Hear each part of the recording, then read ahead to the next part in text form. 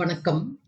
தொழில்நுட்பம் வளர்ந்திராத காலத்தில் வாழ்ந்த நம்முடைய முன்னோர்கள் காட்டு விலங்கான யானையையும் வீட்டு விலங்கான பூனையையும் பழக்கப்படுத்தி வளர்த்து அவைகளை எவ்வாறு விவசாயத்தில் பயன்படுத்தி சிறந்து விளங்கினார்கள் என்பதனை ஆணைக்கு ஒரு காலம் வந்தால் பூனைக்கு ஒரு காலம் வரும் என்ற பழமொழி மூலம் வெளிப்படுத்தி இருப்பதை விளக்குவதே காணொளியின் நோக்கமாகும். அந்நாளில் உழவு தொழில் சிறப்பாக நடைபெற்றிருந்தது என்பதனை மாடு கட்டி போரடித்தால் மாளாது செந்நெல் என்று ஆணை கட்டி போரடிக்கும் அழகான தென்மதுரை என்ற பாடல் மூலம் மாடுகளை மட்டுமன்றி யானைகளையும் உழவு தொழிலில் கதிரடிக்கும் நிகழ்ச்சிக்கு, அதாவது நெற்கதிரிலிருந்து நெல்மணிகளை பிரித்தெடுப்பதற்கு பயன்படுத்தி இருந்திருக்கிறார்கள்.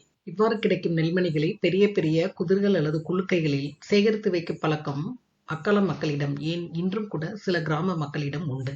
இவ்வாறு குதிர்களில் சேகரித்து வைக்கும் பொழுது இதனை உண்பதற்காகவே எலிகளின் பட்டாளம் வருவதுண்டு.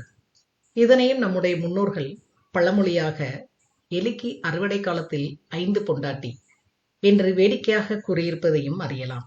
இந்த எலிகளின் எண்ணிக்கையை குறைப்பதற்காக நம்முடைய முன்னோர்கள் பூனைகளையும் வளர்த்ததுண்டு.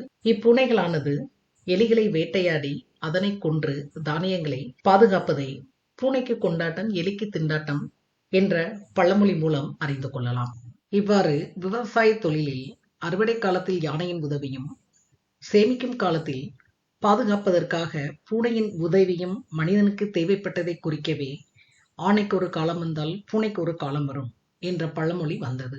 இதனையே நம்முடைய முன்னோர்கள் நமக்கு அறிவுரையாக கூறியிருப்பது என்னவென்றால், மனித வாழ்க்கையில் வாய்ப்பானது ஒருவருக்கு யானையைப் போல் முதலாவதாக வந்தால் இன்னொருவனுக்கு இரண்டாவதாக பூனையைப் போல் வராமலா போய்விடும் என்றும், உருவத்தால் யாரையும் எள்ளி நகையாடல் கூடாது என்று அறிவுறுத்தி இருக்கிறார்கள்.